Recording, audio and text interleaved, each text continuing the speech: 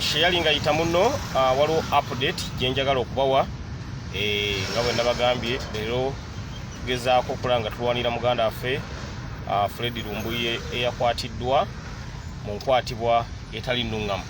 N'olwekyo njagala kubawa ku update ez'emirundi ebiri okuva ku Ministry eya Foreign Affairs gyenkedde ate ne ku Turkish Embassy mu kiseera kino gyendi mu kufuluma nga ngezaako okulaba nga tulwana olutalo olw'omuganda waffe okubeera nga ayimbulwa. Sharing ayita muno njagala bawa update ez'emirundi ebiri. Nsoose ku Foreign Affairs because ndabye olwaleero Minister Okello Oryem nga agezaako okwogera arrogantire kukwatibwa kwa muganda waffe Fred Lumbuye.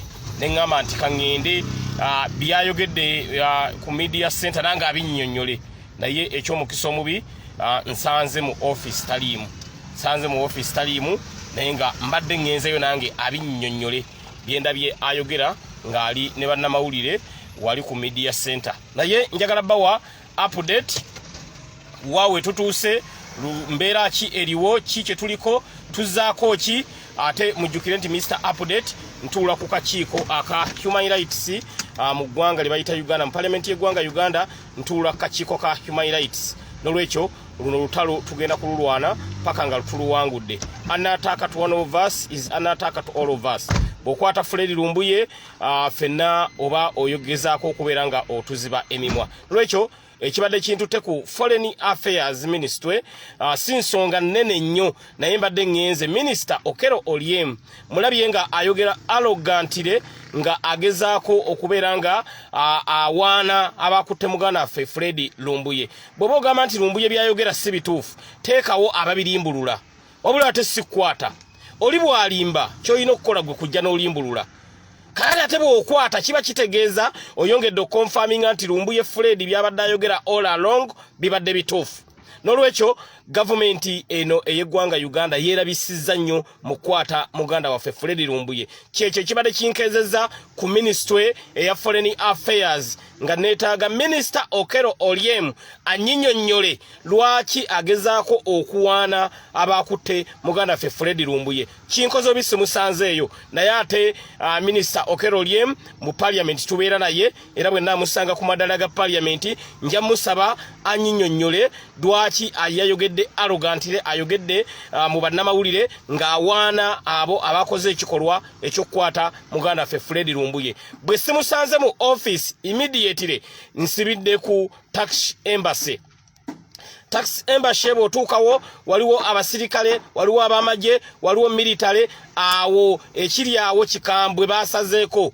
Naye angezezaako okwogera n'abo abasajja badde ku mulyango ne mbagamba kannyingire because I'm an MP ndi entitled oku accessinga embassy nga nyina byenzo consultinga immediately ne bakuba mu ndeeri ne bansaba national ID ne bansaba ne kadi yange ya parliament ne njiri presentinga ku mulyango ne banzikiriza ne nnyingira. Bwe nnyingidde ne baŋŋamba nti ambassador taliiwo, naye ne bampa akola ku protocol, head of protocol Turkish Embassy ne nnyingira ne njogera naye ne twogera naŋŋamba ti ensonga bagiwulidde era bagimanyi bulungi nnyo era pressure nabo bagiwulidde, kasukali bakawulidde, ne tubagamba twetaaga Fred Lumbuye ayimbulwe unconditionally. Bwe mukwata Fred Lumbuye ne mumuwa government ey'eggwanga Uganda, Fred Lumbuye tomanyi kigenda kumutuukako, because lwaki bano bajja mu nsi yammwe ne batuuka okukwata omuntu nammwe ne mubakwata ne mubakkiriza? Ekyo wali okirabyewa okujjako nga mulina memorandum of understanding take gye yasayininga ne Uganda ekitaliiwo. Katoyina capacity nga gwe abali ettake tebalina capacity, government y'ettake talina capacity handing over Fred Lumbuye nemuwa government y'eggwanga Uganda. Talina capacity. Era ne twogera ne head of protocol naŋŋamba ensonga agenda gituusa ewa ambassador, bagenda kunseduingira appointment meeting ambassador twogere wano nuwano. Ne mugamba meeting eno erina kubeera agent obutasukka nkya because muganda ffe bamukutte ate kye tuwulira baagala mu deportinga bamuleete wano mu Uganda then batandika okubeera nga bamutulugunya n'okumukolako ebikolobero nga emumanyi gavumenti eno byezzeekola. Nzola bankwata bukwasi ne bantwala e Nalufeenya Ssegirinya nali nfiiriddeyo. Naye ng'ekitukwasa kwogera mazima. Omuntu wabanga gayogedde si mazima, vaayo olimbulule. Oli bw'aba alimbye ng'ovaayo n'amazima. Naye bw'okwata kitegeeza kirala. Nolwekyo mwerabisizza nnyo. Nolwekyo nembanga olugendo lwengenzeeko ku Turkish Embassy awe lukomye ne bangamba bagenda kunschedulingira appointment tulabe nga tusobola okulaba ambassador. Kati kyenkoze ndi mu kwogerako ne ba MPs bannange omuli Honorable Lutamaguzi Ssemakula omuli ba MP bendaba nga balina ensonga enkya bwe tuba tugenze okulaba ambassador tugende nabo tubenga tusobola okuba meetinga ensonga eno tubenga tusobola okujoogerako nga sigenze nzekka naye nga nyina ne ba MP abalala abakoze eki abamperekeddeko. Nolwekyo onako olwenkya kye tugenda okugendako. Ate era maze okusaba chairman wange w'akakiiko aka Human Rights because Ssegirinya mu parliament ntula kakiiko aka Human Rights ngambye chairman wange ayite mangu nnyo meeting ya Human Rights twongere okubaganya ebirowoozo ku nsonga eno ey'okukwatibwa kwa Fred Lumbuye. Muno nno mwe tugenda okusamoningira Minister Okello Oryem, mwe tugenda okusamoningira Minister Okello Oryem,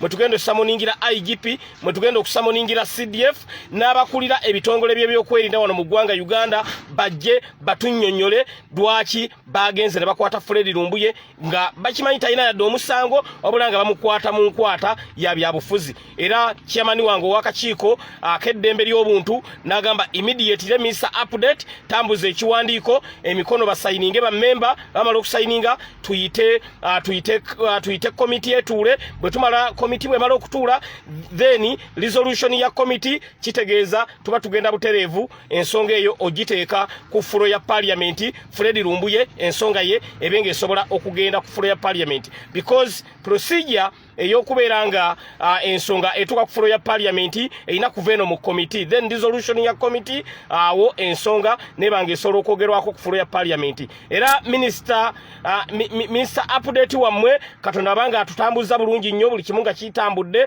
kitegeeza ensonga eno ya Lumbuye nyinza okufuna omwaganya nembanga ngenda kugipresentinga ku fulo ya parliament nga tulwana okulaba nga muganda affe Fred Lumbuye asobola okubeera nga ayimbulwa. So awo kati wetuli komiti yaffe eya Human Rights egenda tuula because ate kino mwe kigwira ddala kye bakoze ku Fred Lumbuye ogenda ne bamukwata nga bamanyi talina musango ne bamugwira bugwizi oba alina omusango lwaki embassy eya Uganda mu Turkey teyamusamoninze nemuyita.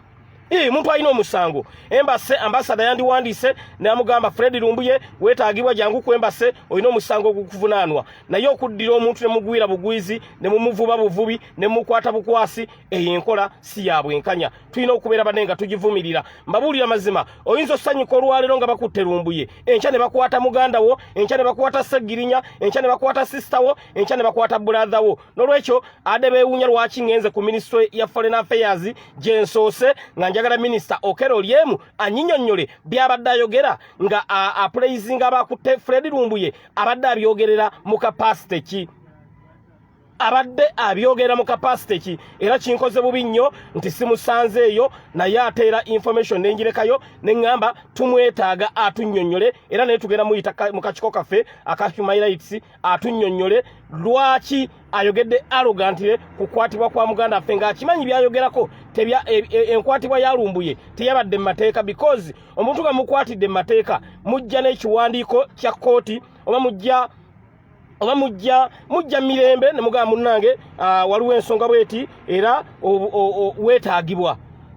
Omuntu nga Lumbuye tayinza gana kujja kweripootinga ne mugwire mumuvubye buvubi eyo embeera tugenda kugikkiriza mbabuulira mazima. Era eno tugitwala nga kidnap nti omuntu muvube panda gaali kati panda gaali atandise okubeera mu ggwanga Uganda ate n'abeera n'ebweru w'eggwanga. Kitegeeza nti no one is safe. Bwe kibanga enkola esobola okukolebwa omuntu n'amagenda ne bamuvuba ne Uganda ne bamukwata kitegeeza tewali muntu yenna kati ali safe. Ate era n'ezina ensi naddala gye tugenda okuwangaalira bwe mukkiriza embeera bweti okujja okukolebwa ku bantu ababeera mu nsi ezo tekiba kya bwenkanya because Lumbuye protection gye yandisoose okufuna yandibadde ya taxi police. Polisi ya Take ye yandisoose okuwa Lumbuye protection. Naye weewuunye ne taxi government nayo yeekubanye ne Uganda government ne babanga basobodde okukwata muganda waffe Fred Lumbuye. N'olwekyo y'ensonga gye mbadde njagala okubategeezaako tukyalwana bwezizingirire okulaba nga ensonga eno egguka. Katonda bw'atusaasira enkya ne tufuna appointment ne tax ambassador enkya tugenda kubeera nga tubabulira byonna ebigendo vaayo maze okukwatagana ne ba MP ab'ensonga mbagambye omuli Honorable Lutamaguzi Semakula, Honorable Alan Sewanyana, era tuli mu kuvuga kintu kino okulaba nga tukituusa ku nkomerero yaakyo ate nga ne komiti yaffe eya Human Rights nayo bwetambula okwongera okulaba nga ensonga eno tugirwanako muganda waffe abenga ayimbulwa unconditionally. Ekyokubiri tuwakanya ekyokumukwata bamuleete nti awozesebwe e Uganda because Lumbuye yali yasaba dda political asylum mu Kenya. Omuntu bw'asaba political asylum mu nsi kitegeeza nti ewaabwe abatali safe. Kati kino kyokka kyandibadde kiraga tax government teyina ku handing over Fred Lumbuye ku government ye Uganda because ono already yamala dda okubasaba asylum nga bagamba nti eka siri safe. Kati ate omuntu yabagamba dda nti ewaka siri safe ate gye mwagala omukomyawo. Mbabuulira mazima eno embeera tetugenda kugikkiriza egenda maaso mu ggwanga laffe Uganda ey'okukwata abantu baffe ekifa mukokko ne mutandika n'obalumba ebweru w'eggwanga bannange ekyo kikyamu era tulina okubeera nga tukivumirira. Kyovana kati Ssegirinya emirimu gya constituency gyonna nkyagisaspendinze antiru nga muganda waffe Fred Lumbuye ayimbuddwa. Mbegayiridde emirimu gya constituency nkyagisaspendinze until further notice. Lumbuye bwana ayimbulwa emirimu gya constituency awo nja kubeera nga njiddamu naye nga muganda waffe akyakwatiddwa ng'ate emikono gyali mutukimanyi si mituufu tetugenda kuddamu kukola mulimu gwonna paka nga bamuyimbudde. Era ne ku the updates on 9 page tugenda kubeera nga twogera ku nsonga ya Fred Lumbuye always okwongera okulaba nga tuyimirira naye mu kaseera kano kaalimu ate era mu kaseera kakola ki katwetaagiramu.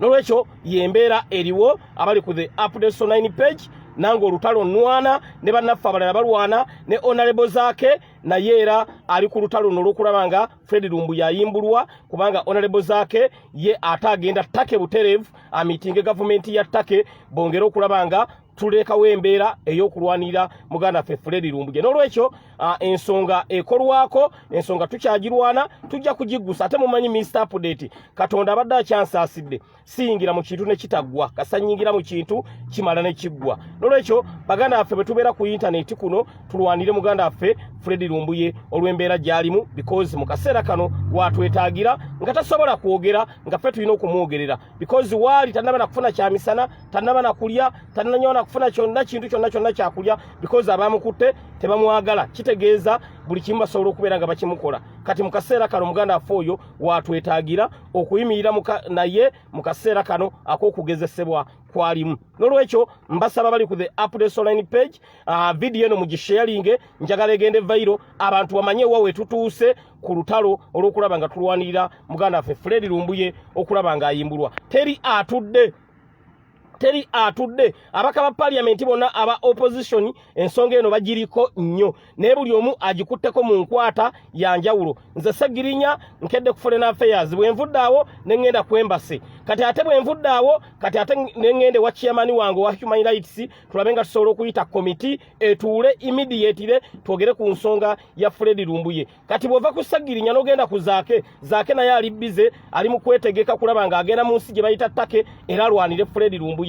Honorable Lutamaguzi mu lutalo luno tuli naye. Honorable Joel Ssenyonyi mu lutalo luno tuli naye. Honorable Njeko Deriki mu lutalo luno olw'okulwanira Lumbuye tuli naye. Honorable Alan Sewanyana mu lutalo luno olw'okulwanira Lumbuye tuli naye. Kitegeeza this is a collective effort nti buli omu mu kiseera kino yeetaaga akole ky'alina okukola okulanga tulwanirira muganda waffe Fred Lumbuye abenga asobola okubeera nga ayimbulwa. So yembeera eriwo mawulire siga ssanyu mawulire gannaku ag'okukwatibwa kwa muganda waffe Fred Lumbuye. Kyensaba tuleme kusonga mu ono oba oli tusoke tukolere wamu ffenna tubenga tusobola okulwanirira muganda waffe abenga asobola okubeera nga afuluma. Bw'anaamala okufuluma then tutandika okunenya, gundi oleka guwakola kino, gundi wakola bwoti, gundi wakola bwoti, ne bwe tutandika okunenya kati ffeffe nnyini tugenda tutandika okubeera nga twerwanyisa. Ate mu kwerwanyisa ebimu bye tuyinza okwogera biyinza okujja abantu baffe ku struggle ey'okulwanira Lumbuye, abamu ne bagamba mune bajja gamanze bino ze yabadde mu gundi. N'olwekyo kyensaba, this is a collective effort. Ffenna tusooke tulwane lutalo lumu lwa Lumbuye kumutaasa nga tetunnaba kwerumaaluma. Mbabuulira mazima, solidarity is power. Agali awamu ge galuma ennyama, tetusobola kulemwa kulwanira Fred Lumbuye n'ava mu mikono gy'abasajja n'abeera free. Kino tusobola okukikola. Era abasobola mwenna ekiro ngenda kukolayo live mbawe ennamba zonna ez'abaminisita abali mu ttake, mbawe ennamba zonna eza Ministry ya Foreign Affairs mu ttake, eya IGP owa ttake, eya CDF owa ttake. Ennamba ezo zonna ngezaako zikompilinga, zonna ngenda zibawa, bonna tubakubire ekiro. Zonna ngenda zibasomera, bonna tubakubire nga IGP tumukubire ow'ettake, CDF tumukubire ow'ettake, baminisita bonna ab'ettake ngezaako okulanga nfuna listi y'ennamba zaabwe, bonna tubakubire nga tubagamba temugeza ne muhanding over eri gavumenti y'eggwanga Uganda Fred Lumbuye. Bwe mugeza ne mumuwaayo, awo mwe mugenda okubanga omusajja mumusudde mankatabbu. Manyi eddoboozi ly'abantu, abantu abo bajja kuliwulira. Ate nga bwe tugezaako n'okuyinga ejinga embassies mu nsi mwe tuli. Bw'oba oli mu America, genda ku embassy ya ttake oteekeyo okwemulugunyako. Bw'oba oli wonna w'oli osobola okugenda ku embassy ya ttake n'oteekayo okwemulugunyako. Then bwe banaalabanga eddoboozi ddene eriva mu nsi ezo, osanga banaapondoka ne bayimbula muganda waffe Fred Lumbuye unconditionally. Naye nga muganda waffe embeera gy'alimu si nnungi olw'okubeera nti yakwatiddwa mu nkwatibwa etali nnungi ate nga bavubye muvube. N'olwekyo buli omu kyasobola okukola kwe kulaba ng'eddoboozi oyongera okulyongerayo. Muliko abantu kuno abaliko bangi nnyo, atasobola kukola ekyo ky'oba olina okukola sharinga live eno bw'eneetambula, ate munno ajja sobola okumanya ti munnange Lumbuye baamukutte era naye amanye ky'alina okukola. Naye nga buli nsi kyemmanyi ttake eyinamu embassy. Musobola okugendayo basatu bana ne mu meeting ambassador ne mwogera naye, basatu bana ne mu meeting ambassador ne mwogera naye, babiri bana ne mu meeting ambassador ne mwogera naye. Abali mu America ttake eyinamu embassy. Abali e Canada ttake eyinamu embassy. Abali mu nsi za Europe, buli nsi ya Europe ttake eyinamu embassy. Amsterdam ttake eyinamu embassy. Sweden ttake eyinamu embassy. Angale ttake eyinamu embassy. Bogenda Germany ttake eyinamu embassy. Mugende ku embassy ezo, mugende babiri basatu bana ne mwogera na ambassador, babiri basatu bana ne mwogera na ambassador. Naffe wano nga ba MP tugenda kwekolamu babiri ne bataanu, tugende twogere ne ambassador tulabe nga tusobola okubeera nga tutaasa muganda waffe Fred Lumbuye. Eno enkola gye tugenda okukolamo okulwanira Lumbuye bagita Robadoba style. Abantu badde balowooza nti Segirinya agenda wali ku embassy yekyange poliisi enkwata entwale Nalufeenya. Tetugenda kukola bwe tutyo. Tugenda kukozesa ekkubo ery'emirembe nga tulwanira Lumbuye because bo banoonya badde bamanyi Segirinya agenda kweyiwa wali ku embassy yekyange. Mbamanyi bulungi nnyo akakodyo kamwe tukamanyi, mwagala nzijaawo nga mukwekyanga munkwate muntwale Nalufeenya munkuba emiggo. Tugenda kujja mu nzija nga ya mirembe ng'ate tuli ku appointment. Bwe tugenda okukola tugenda kikola in a formal way nga tujjira ku appointment tu meeting ambassador. Kati mbaddeyo ne banga Segirinya katushedewinge appointment ojo meeting ambassador n'ababaka nga bana bataanu mwogere ne mu parliament. Era committee yaffe eya human rights egenda tuula era eyogere ku nsonga eno. Kye tunoonya twetaaga bwenkanya, obwenkanya bwe twetaaga. N'olwekyo abali ku the Apple online page ge mawulire ge mbadde njagala okubategeezaako because abamu abandabye nga ngenze ku Foreign Affairs mwaite mumanyi lwaki ngenzeeyo. Mbadde ngenze ndabe Minisita Okello Olyemu mulabye ng'ali ku media center ng'ayogera arrogantly okukwatibwa kwa muganda waffe. N'olwekyo mbadde ngenzeeyo annyonnyole nganze omuntu byayogera abyogerera mu capacity ki eyandibadde anenya abakutte Lumbuye nga bagwiridde mugwire nga tebagoberedde mateeka.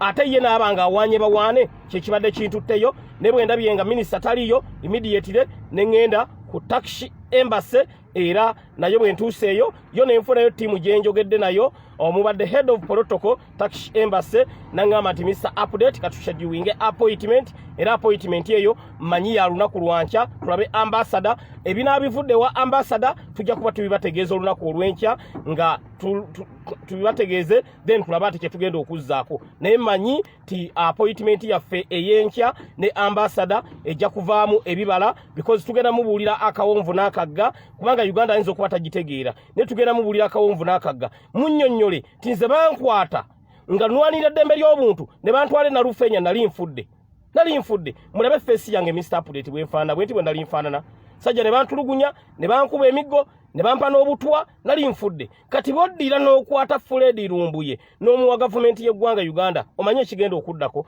nolwekyo bye twagala enkya okwogera ne ambassador n'ebirala bingi nnyo bye tugenda okusharinga naye era manyi nti meeting yaffe ne ambassador ejja kuvaamu ebibala bye tujja okubategeeza olunaku olw'enkya nolwekyo ge mawulire genjagadde okubawa nga Mr. Update mbadde ndudde okukola live naye olwaleero nzize olw'ensonga waliwo obutali bwenkanya obwakoleddwa ku muganda waffe Fred Lumbuye mwebale nnyo mwebalire ddala tusinkana olunaku olw'enkya bwe nabamba wa Update nga tumaze okuva wa ambassador ate era ne Minister Okello Oryem tukyagezaako era okumunoonya tumuyingejinge tumugambe lwaki ayogedde bw'atyo kubanga ewali omulema tebafunyirawo ngalo tetumanyi muganda waffe embeera gy'alimu kati nga gw'oveeno ng'oyogera arrogantire si kirungi bannange mbabuulira mazima mwebale nnyo mwebali eddala Ssaabasajja Kabaka wa Buganda wangaale